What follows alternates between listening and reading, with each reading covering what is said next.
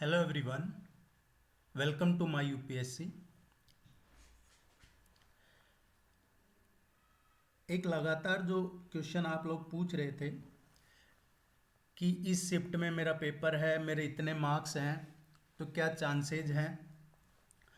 अभी बहुत सारी क्वेरीज रेगुलर बेसिस पे आ रही है आपकी, तो पिछले 4-5 दिन से अब ये तमाम जितने भी बच्चों से पॉसिबल हुआ है उनसे ग्राउंड लेवल पे और ग्रुप्स के थ्रू भी या सोशल मीडिया के थ्रू भी जो इनपुट्स मिले हैं उसको हम डिस्कस करेंगे। इसमें दो चीज़ें होंगी। एक तो कि आपका जिस दिन एग्ज़ाम था उस दिन जो शिफ्ट थी उसका लेवल क्या था, इजी टू मॉडरेट, मॉडरेट या फिर above the moderate. Above the moderate means tough था, पेपर हार्ड था। इसके बाद में आपको ये देखना है कि आपकी शिफ्ट के अकॉर्डिंग कट ऑफ क्या रह सकती है। ये हम थोड़ा एक एक करके इसको डिस्कस कर लेंगे। तो सबसे पहले तो आपको ये देखना है कि आपका शिफ्ट है, ये देखिए इधर डेट और शिफ्ट दे रखी है और इधर है जो आपकी शिफ्ट का क्या लेवल रहा है वो मेंशन कर रखा है। आप लोग देख रहे हैं रेगुलर बेसिस पे एग्ज़ाम लगा उससे पहले से ही हम इसकी तैयारी करवा रहे हैं, लेकिन अभी चैनल को आप सब्सक्राइब सभी लोग नहीं कर रहे हैं, तो ये रिक्वेस्ट है कि आप सब्सक्राइब कर लीजिए। और भी कोई आपकी क्वेरी है एग्ज़ाम से रिलेटेड तो आप ज़रूर पूछिएगा। एक अभी जो आपका ये ऑप्शन ऑन हो गया है कि आप अपने जो आपको लगता है कि ये क्वेश्चन गलत है, हाँ ये बात सही है कि बहुत सारे शिफ्ट में कहीं क्वेश्चन गलत है, कहीं ऑप्शन गलत है, तो वो जाके आप रेज कीजिए ऑब्जेक्शन। एक क्वेश्चन ये है कि अगर आपकी शिफ्ट में उस क्वेश्चन को किसी ने ऑलरेडी रेज कर दिया है कि ये क्वेश्चन गलत है या ऑप्शन गलत है, तो क्या उसका बेनिफिट आपको भी मिलेगा? हाँ बिल्कुल, उस शिफ्ट में सभी को उसका बेनिफिट मिलेगा। अगर क्वेश्चन डिलीट होता है तो बोनस सभी को रहेगा उसका। लेकिन फिर भी आप अपने हिसाब से रहें, अपने अकॉर्डिंग कीजिए। बाकी लोग अगर कोई कह रहा है कि उसने रेज कर दिया है तो भी फिर आप एक बार अपने हिसाब से कर दीजिए, क्योंकि यह आपके लिए ही ठीक है। अब हम पहले तो ये डिस्कस करेंगे कौन सी शिफ्ट का लेवल क्या रहा है, फिर उसके अकॉर्डिंग क्या कट ऑफ मार्क्स रह सकते हैं category wise, general, OBC, ST, SC, male female.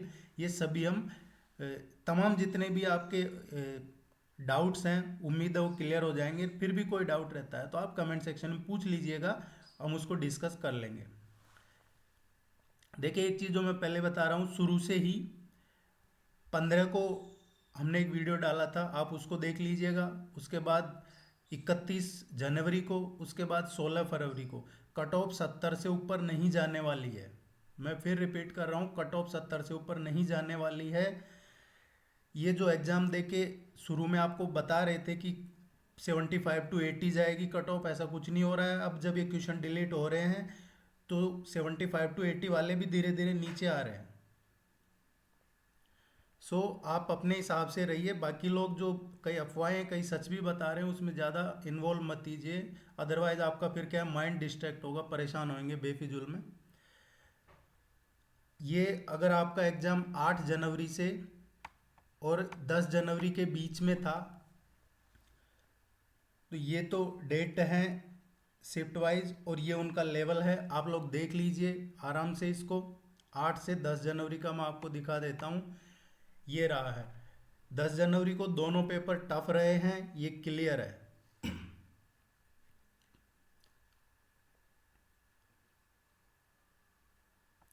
अब हम आगे बात करते हैं ये 10 जनवरी से आगे का। आप अपना जो भी जिस दिन एग्ज़ाम था उस शिफ्ट को नोट कर लीजिए और उसका लेवल नोट कर लीजिए, ताकि आपको आगे कट ऑफ देखने में आसानी रहेगी कि आपको शिफ्ट का लेवल क्या था। ये 12 जनवरी तक का जिनका एग्ज़ाम था उसका यह मेंशन है कि क्या लेवल रहा है।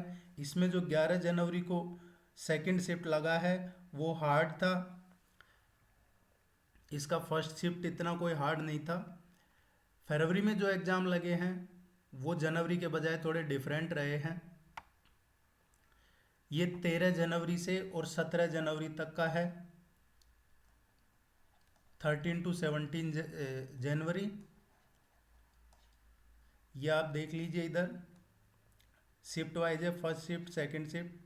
16 जनवरी को है ये फर्स्ट शिफ्ट का हार्ड रहा है, 13 जनवरी को सेकंड शिफ्ट का, 17 जनवरी को सेकंड शिफ्ट का टफ रहा है पेपर। और देखिए ये जो पेपर का लेवल टफ हार्ड क्वेश्चन के बेस पे ही नहीं निकाला जाता है, इसमें जो टॉपर हैं उसके क्या मार्क्स हैं, और सिर्फ एक टॉपर के मार्क्स नहीं, लगभग 1% उस जितने भी बच्चे बैठे हैं उस शिफ्ट में, उनमें 1% बच्चों के, 100 बच्चे बैठे हैं तो उसमें से जो 1% बच्चे हैं या 200 बच्चे हैं उसमें से 1% बच्चे हैं, उस शिफ्ट में जितने बच्चे बैठे हैं उनमें टॉपर्स के क्या मार्क्स रहे हैं। और वो अलग अलग, ऐसा नहीं है कि जेंट्स टॉपर के, मेल टॉपर के रहे हैं तो वो फीमेल पे भी अप्लाई होता है, ऐसा नहीं है, आपकी कैटेगरी वाइज भी देखा जाता है बहुत सारी चीज़ें, उसी को नॉर्मलाइजेशन कहते हैं।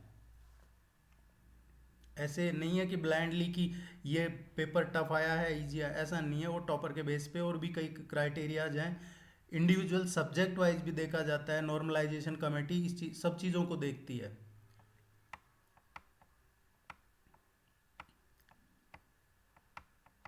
ये 22 तक का है, जिनका 22 को था,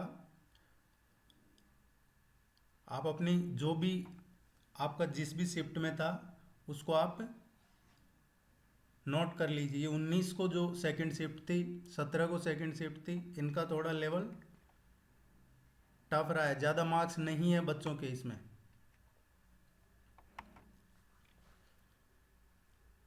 एक 24 जनवरी को जो रहा है वो टफ रहा है, 27 को ये टफ रहे हैं, 27 की शिफ्ट्स।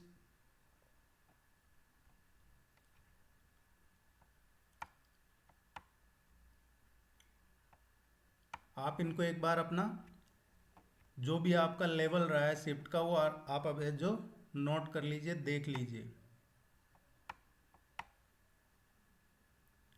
ज़्यादातर मॉडरेट ही रहे हैं पेपर, कुछ शिफ्ट्स ज़रूर किसी में क्वेश्चन गलत या टफ आए हैं एक्चुअल में, या कहीं जीएस का पोर्शन तो कहीं मैथमेटिक्स का। ये 31 जनवरी तक का है, 31 जनवरी को जो सेकंड शिफ्ट थी वो टफ थी। और भी आपको लगता है इसके अलावा भी कुछ, ऐसा नहीं है, आप डिफरेंट भी हो सकते हैं, तो आप ज़रूर कमेंट सेक्शन में बताइएगा।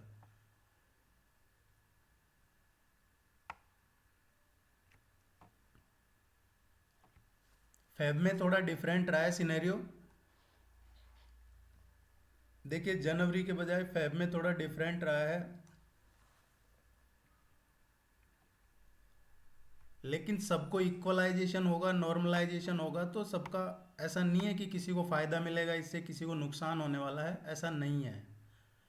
आप जितना करके आए हैं उसका आपको मार्क्स मिलेंगे, बाकी के अकॉर्डिंग मिलेंगे, किसी का पेपर टफ था तो उसको उसके अकॉर्डिंग मिलेंगे।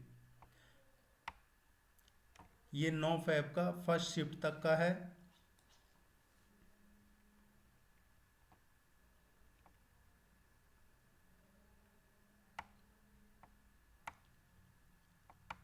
नौ से और ये 13 तक का है। 9 को देखिए सेकंड शिफ्ट का पेपर टफ रहा है, 11 को सेकंड और 12 को फर्स्ट शिफ्ट, 13 को सेकंड शिफ्ट का पेपर टफ रहा है।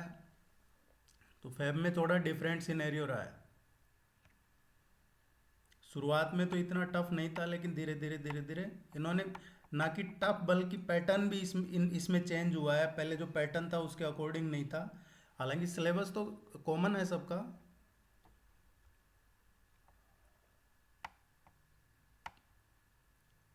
सो होपफुली आपने ये अब मेंशन नोट कर लिया होगा कि आपकी कौन सी डेट को एग्ज़ाम थी और उस डेट में आपका जो शिफ्ट है उसका लेवल क्या रहा है, इजी टू मॉडरेट, मॉडरेट और टफ रहा है। अब हम बात करेंगे ये 17 फेब को जो आखिरी दिन एग्ज़ाम हुआ है उसमें मॉडरेट रहे हैं दोनों पेपर, कोई बहुत ज़्यादा टफ नहीं थे। अब आपके शिफ्ट के अकॉर्डिंग कैटेगरी वाइज आप देख लीजिए क्या एक्सपेक्टेड कट ऑफ मार्क्स रह सकते हैं, जो इनपुट मिले हैं ज़्यादातर और पॉसिबली यही रहेगा।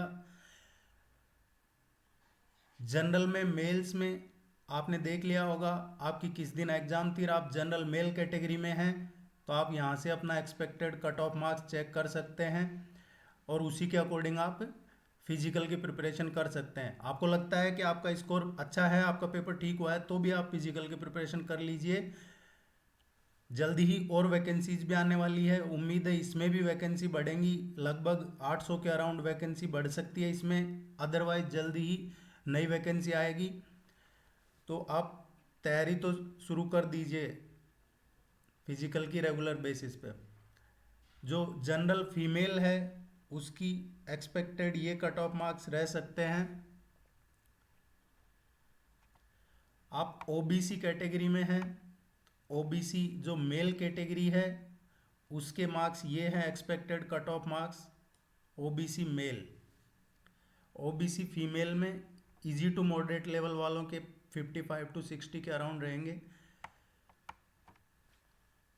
आप ईडब्ल्यूएस में हैं तो ये एक्सपेक्टेड रह सकता है आपका cut off marks. ST male category के लिए ये एक्सपेक्टेड कट ऑफ मार्क्स रह सकते हैं।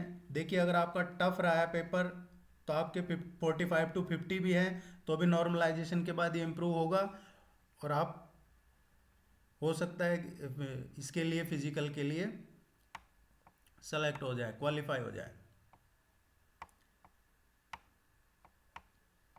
ये एसटी फीमेल्स के लिए है, देन एसटी मेल्स का है, एसटी मेल, फिर एसटी फीमेल है। कैटेगरी वाइज है ये सारा और ये साथ में लेवल भी दे रखा है ताकि आपको आसानी से समझ में भी आ जाएगा, चेक करने में डिफ़िकल्टी नहीं रहेगी। और आपकी जो भी क्वेरीज हैं उम्मीद है कि अब वो क्वेरीज कम हो जाएंगी, अदरवाइज आपकी क्वेरीज काफ़ी आ रही थी। तो आप जहाँ भी आपको लगता है कि ये कैटेगरी या इस दिन एग्ज़ाम है या चेक कर रहे हैं तो वहाँ पॉज करके आप अपना चेक कर लीजिए। All the very best, good luck, thank you very much to all of you, please subscribe the channel.